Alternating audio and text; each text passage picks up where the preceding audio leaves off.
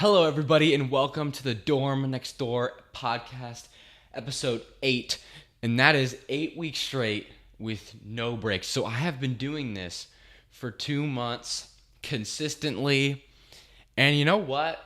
That is a milestone in its own.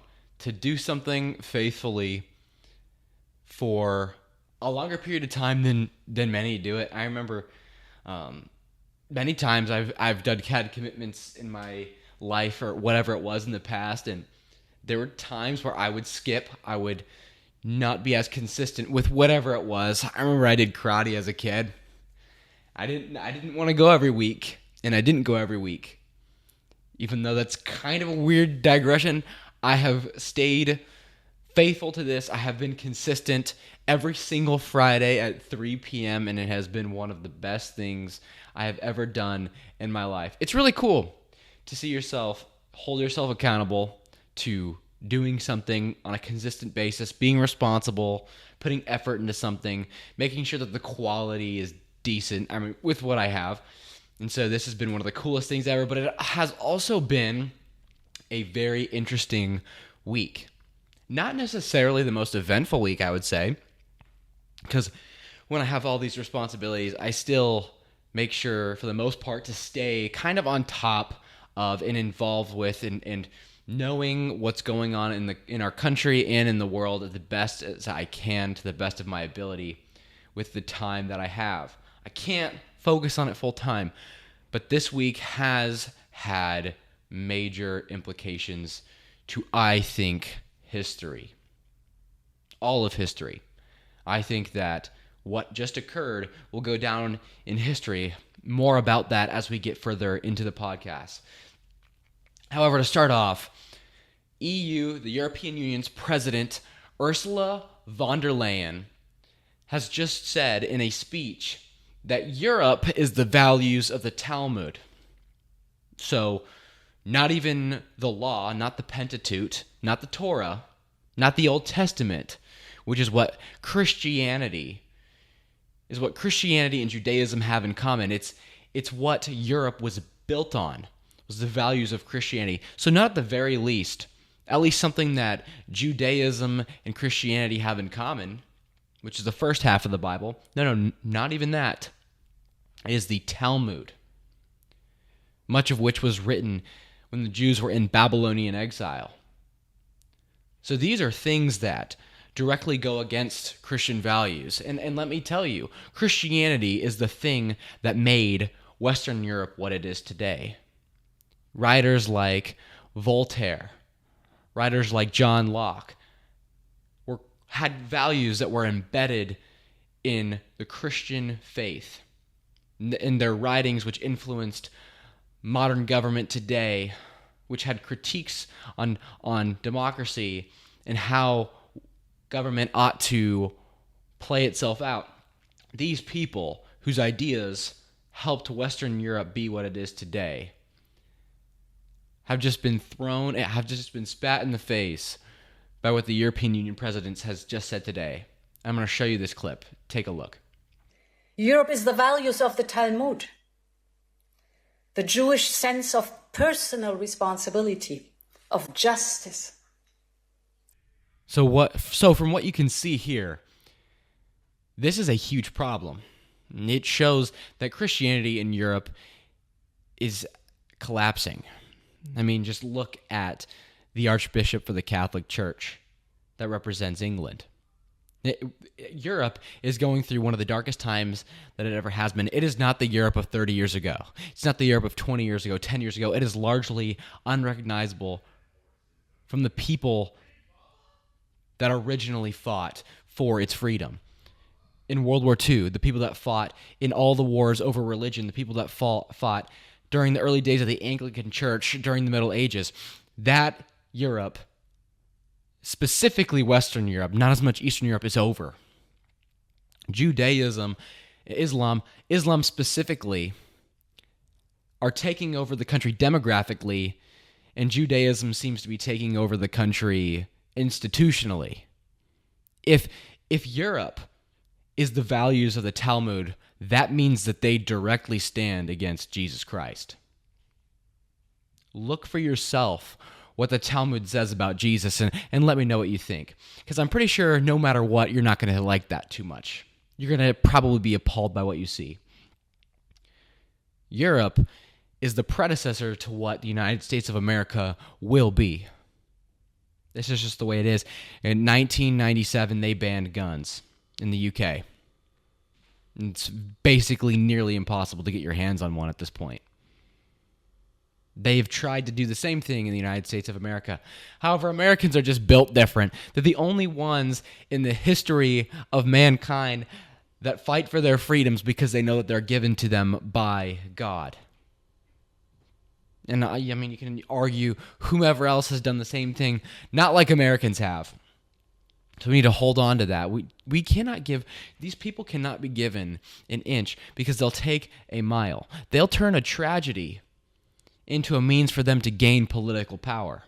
I mean, we've seen it.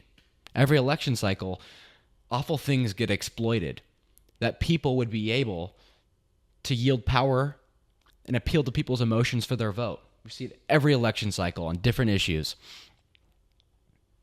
And then in other news, though, President Trump, this is literally the elephant in the room, President Trump has just signed the Epstein Files Transparency Act into law, which means over the next 30 days, the Epstein files have to be declassified.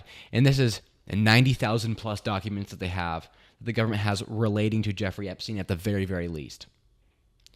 Now, the vote was nearly unanimous. The vote was 426-1 in the House of Representatives, and it was completely unanimous in the Senate. One representative, a Republican from Louisiana named Clay Higgins, was the only voter to dissent, and his argument is that he has always been against it. But you know what? Every single American that viewed this, and I'm going to say 95% of Americans are on the same page completely when it comes to the Epstein files. Everybody wants transparency. Everybody wanted these released. I don't think that Clay Higgins standing in defiance in this moment is going to have him go down as a hero by all means. In fact, I think that this dude just made himself look guilty. I'm not saying he is. I'm not. However, he made himself look really, really bad here. And I'm sure there's definitely people in either house, Senate or the House of Representatives, that have more dirt on them. However, they were at least smart enough to vote in a manner that's going to make them at least a little bit more concealed. That's going to make people a little less suspicious of them. This dude just gived up. This dude just forfeit the public liking him. He just forfeit any trust that he'll ever receive in his career because he's not going to get it from his voters.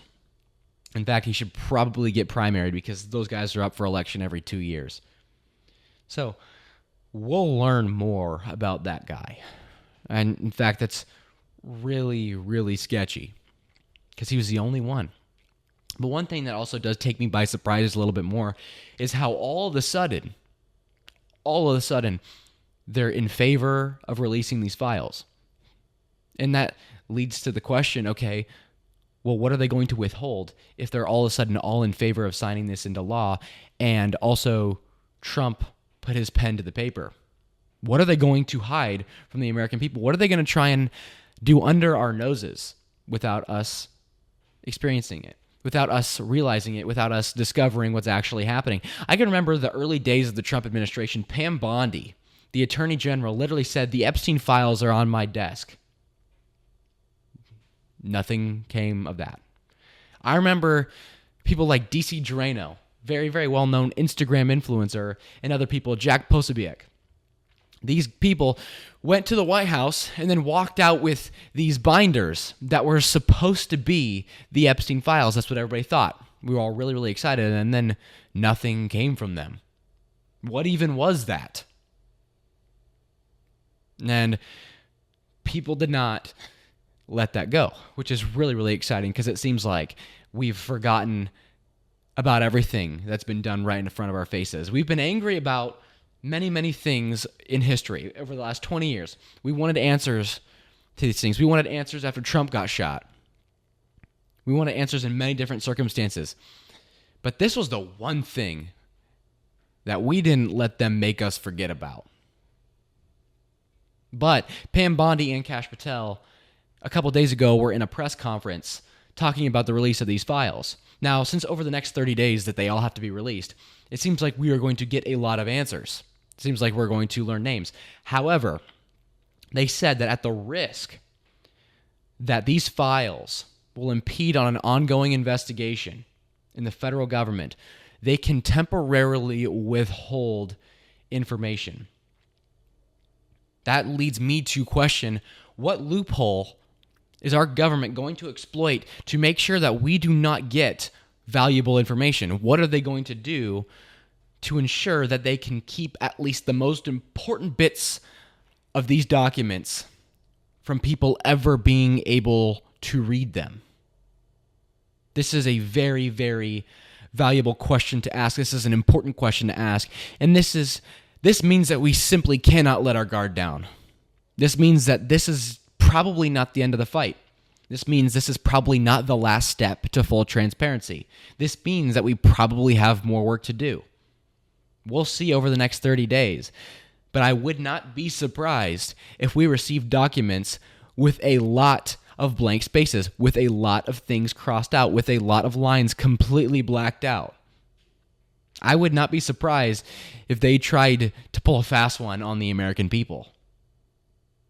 Which is why we need to continue being very, very suspicious of our own government. We can't simply trust our own government. I don't think we've been able to trust our government for maybe even 100 years. 100 years. We can't trust the people that seem like they're grassroots anymore. We can't seem to trust somebody that says things that we generally agree with, because plants are everywhere.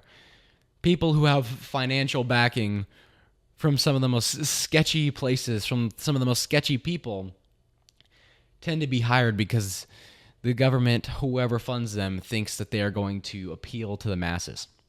And one particular guy, Cam Higbee, is somebody that he's a producer for PragerU.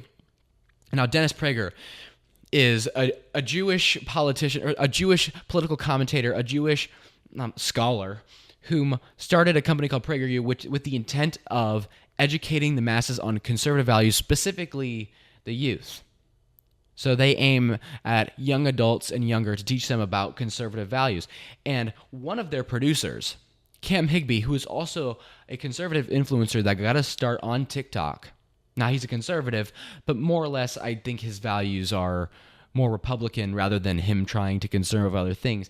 Obviously, he has oppositions to Islam, and he just was involved in a situation in Dearborn, Michigan. However, he just recently went on Laura Ingraham's show on Fox News, and he had a very, very telling moment where he stumbled, he froze, and he almost completely lost his composure. Watch this clip. All intentional. It's Hamas's plan. The problem is that their plan is essentially to spread this propaganda throughout the internet by using... Sorry, guys. All right, let's go to RA's. Cam, get yourself together there, my friend. The launching of missiles from densely populated urban areas like the Gaza Strip, it essentially... They want people to see what is happening. I'm sorry.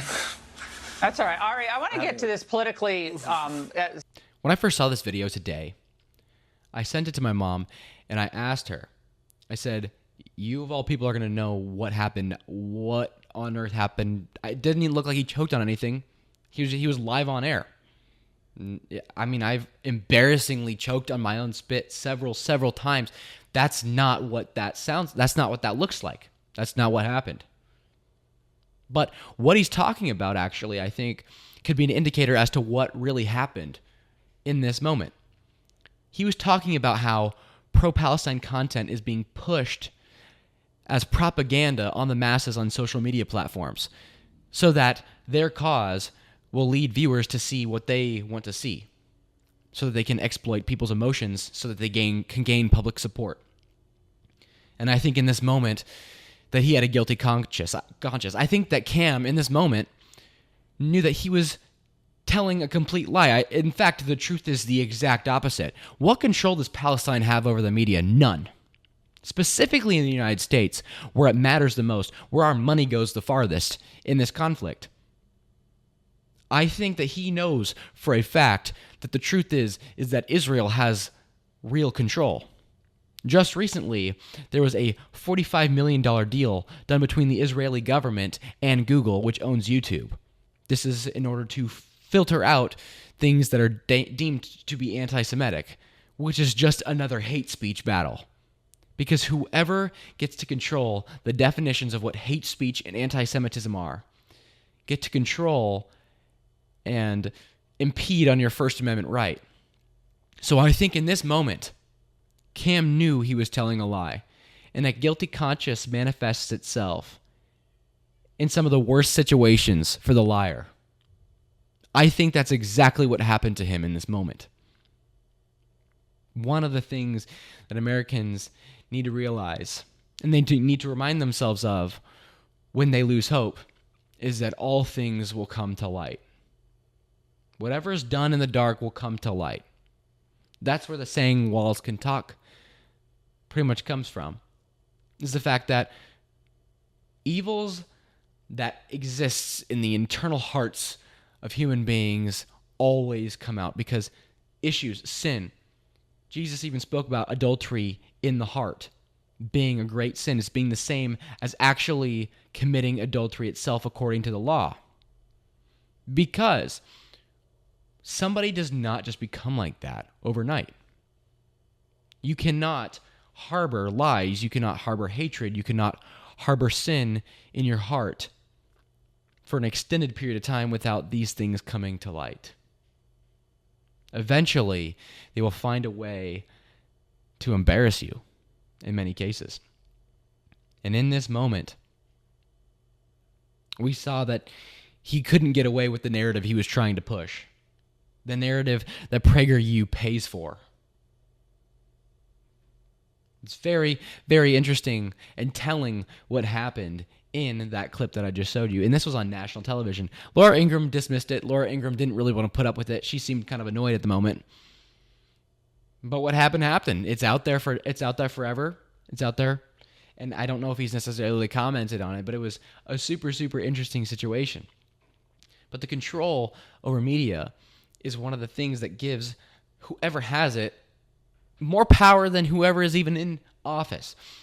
One thing that's going on in the anti-Semitism sphere is that a man named Rabbi Kaplan is now going to be, he's nominated, now he's going to, and I guarantee you he's going to take office. He is being nominated to be the ambassador for the United States Special Envoy to monitor and to combat anti-Semitism. So on a grand scale in the United States, he's an American Israeli. On a grand scale, they are attempting to put a foothold on things that are deemed anti-Semitism. They believe that anti-Semitism is a bigger problem in our country than the opioid crisis, that they believe it is a bigger problem than homelessness, than immigration, violence, crime, all these things. They give priority to the issue of anti-Semitism, and that's a question, why? You know how I know they made that a priority? It's because they're actually doing something about it. They're doing something, in their view, to stop anti-Semitism. And the turnaround time for seeing anti-Semitism and stopping it is much, much quicker than the turnaround time is to even fix a road in our own country. You can put a Band-Aid on something. Israel gets a Band-Aid put on their wound quicker than a pothole gets fixed in the United States. And I think that's very, very telling to the kind of leadership that we have. I think that many of our politicians in Congress have dual loyalty to a different country, and I think in many cases they even put Israel before the United States of America. Because 99% of our politicians take money from AIPAC, the most powerful lobby in the United States. And this has existed as the most powerful lobby in the United States for decades. And just now, it's coming to the forefront of political dialogue, where people are really starting to question, well, if we can supply billions of dollars, 3.8 billion a year to Israel. All time it's been over $200 billion. Well, I think with that money, we could have done a lot of good things for the betterment of the American people. We have a rotting country on the inside, but we have a safe Jewish state in the Middle East. It's their country. They can do with it what they please. They can defend themselves. But right now it is coming at a cost of the well-being of the United States of America, because that's where the politicians in Washington have all of their focus 24/7. Israel gets to be in the news every single day, and I do not hate them. This is what needs to be made very clear. This is what disavows, this is what makes people that have actual questions and actual criticisms lose all of their credibility in today's America. It is people that actually harbor hatred in their hearts. They get associated with the people that actually want to ask questions, and therefore they disavow, and therefore they make the entire movement of transparency, they make the entire movement of America first and putting our country first lose a lot of credibility. When we get pulled in and associated with people that actually hate people for their race, for where they come from. And that's not where the vast majority of America comes from. The vast majority of America knows that they have problems at home and they simply want to solve them. It's not anti-Semitic to love America. Anti-Semitism and patriotism seem to conflict. You cannot be a patriot and put another country first. And if the price of me being a patriot is me being called an anti-Semite, then so be it, because I know that I am not anti-Semitic. None of us are, for the most part. I can't speak for everybody, but we are not so often what they call us. They can slap a name on you. As Christians, they can slap intolerant on you. As a conservative, they can slap all kinds of demeaning remarks on you, but they can't call you a liar. So often, you're telling the truth when you get slapped with insults rather than coherent remarks or a coherent rebuttal for what you said. Rather than somebody having something actually constructive, rather than somebody having something to say, rather than normal dialogue, you'll just be straight up insulted. That's what we're saying. You cannot label the masses and just get away with it. You can't label the masses as something they're not and just win. It actually so often proves their point. It proves their point. And I think what we're going to start to see is we're going to start to see a rise in the American citizens, and specifically those in office, that actually care about America. And one of the people in Congress that I believe is a man of principle, and the last true American congressman and good, I know politician and good can't really go together, but I do think that Representative Thomas Massie from Kentucky actually cares about the American people, because he's one of the few that actually votes based off of principle. He has one of the most conservative voting records in the United States of America, and it's consistent. It's based off of fiscal policy. He's consistent on abortion. He's consistent on Israel and all foreign aid. He's against all foreign aid. But right now, the issue of Israel is very, very problematic because of the amount of power that they have over the United States, specifically AIPAC. But Thomas Massie is one of those champions that actually votes for what he believes in. And one of the things that he just came out and said very recently, as he was one of the champions that led to, and I think that he's one of the men that's responsible for the release of the Epstein files. And what he said in his remarks on Capitol Hill is that Jeffrey Epstein actually has ties with both Mossad and United States intelligence, which is something that whistleblowers have been saying for a while now. And if you can watch a Tucker Carlson podcast from about a year ago saying the same thing. These people are just ahead of the curve. So being a conspiracy theorist at this point is basically just being ahead of your time. Because what everybody's been saying and gotten called crazy for over the last 5 or 10 years is somebody that was just right all along. It's very, very interesting to think about. So the people that have known that he's been intelligent are proven right, and they're vindicated completely. But if he is intelligence, this is a very, very big concern, because it means our entire country is compromised, because they all met with him. And if he is more than just a rich guy that was evil, if he was somebody that's responsible for the intelligence of countries, if he is somebody that was an informant, if he's any of those things, the problem just got 10,000 times bigger. He was an experimenter in the worst way possible. But if his involvement goes this deep, we are at the tip of the iceberg with the release of 90,000 files. I think that is literally just the tip of the iceberg. It is so mind-blowing how crazy this world is. It's really crazy. It literally feels completely fake, but it's all real. This is real life. You did not go to sleep in 2019 before the world started getting really, really crazy, and you're still dreaming. Nope, this is real life. We are all awake I think. This is it. This is all right in front of us. This kind of changes the way that you view the world around you. And it causes some people to question everything. Now, do I think you should question everything? No. But people are questioning everything as a result of this. And I think that's still in good faith. I think that's intellectual curiosity. I think you genuinely want to get to the bottom of this. If you think that everything is a lie, you shouldn't. Let me tell you, there is truth. His name is Jesus Christ. He was God. He walked on this earth 2,000 years ago. So I think that if you're going to start to question everything, now's a good time, because I think eventually if you seek truth, you're going to find it. And it is a means to get right with the Lord.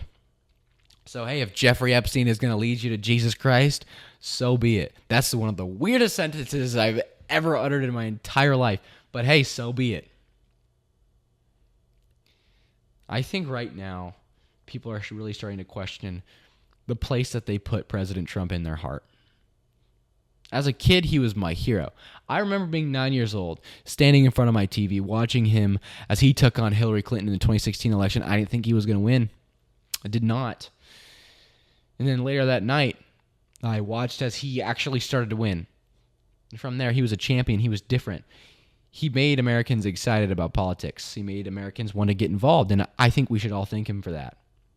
We need to thank Donald Trump for getting people to want to be interested in how our country's ran. I think he was one of the first people that did it, specifically for the opposition, the Republican Party, for the silent majority, which is a cringe term at this point. But he has let me down many, many times. And people are in a state of denial. It's one of the stages of grief. And they're starting to really realize that they may have had Trump actually be their God. People have, and I guarantee this is true, people have put all their faith in Donald Trump. People have made the fat mistake of the place that God is rightfully supposed to have. They placed Donald Trump in, and they are bound to be let down. And this is a fat letdown. Because in many cases, while he has been different, it's all the same. For the last indefinite period of time, it's literally all the same. You're not going to get change by electing one man in office. Despite any involvement he would have, there's a group of people that tap every president on the shoulder and they say, this is how it's going to be. And if you disobey, the consequence is great. Do not put somebody on the throne of your heart that is not God. You can literally love a leader. You can love a world leader. You can love a local politician that you've elected. The same goes for everybody. But if you put them in the wrong place in your heart will be broken. And this goes in every single case. But I think that it's been done on such a massive scale in the United States of America. We really thought that this dude was people really thought that this guy was going to be our savior. And to a certain extent, I did too. I thought that he was going to fix things. Now, he can make things better. He has. Okay? Inflation, all these things, grocery prices down, rent prices for some odd reason gone generally down. We've seen improvements across the country. But he is not perfect. Guys, the reaction is so great. Yeah, what could have happened, what might have happened, what we're going to see could absolutely blow all of our minds and make all the backlash worth it.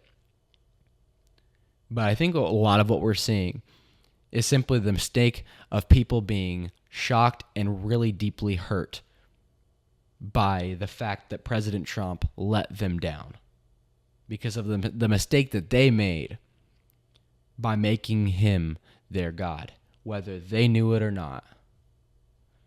You can do this with all different types of things. You can put you as a person, as a human being made in the image of God, designed by God, you will worship something. You will worship something in your life. Don't act like you are the exception, right? People will argue if they are an agnostic or atheist and they do not believe in God, they will say, well, no, I don't worship anything. That is a lie. You can worship yourself. You can worship the science that keeps you in the denial of the existence of the Almighty Creator. You can worship money, which is done. You can worship world leaders. You can worship movements. You can worship music artists, all these things. Your brain was wired from its initial design to worship something. So let it be the one thing that is never going to fail, never going to dissolve, never going to rust. Store up your treasures in heaven and worship God, the one that designed you to worship himself. Because in your life, you are going to pay homage to, you are going to worship, you are going to have some type of thing that you worship. You're going to have idols.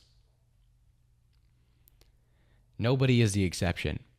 So today, if you question that, if you're starting to wonder if you made things in your life an idol, I think I've made my phone my idol.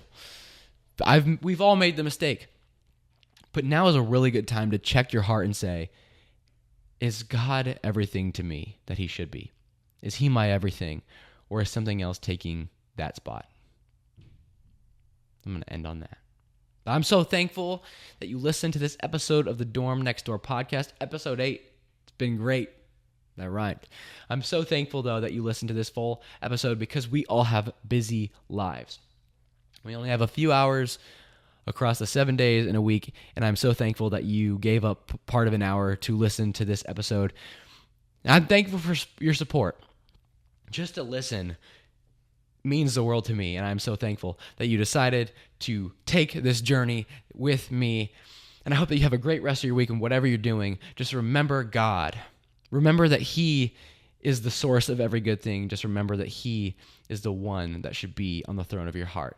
Thank you so much for listening to this episode, and I'll see you all next week. Goodbye.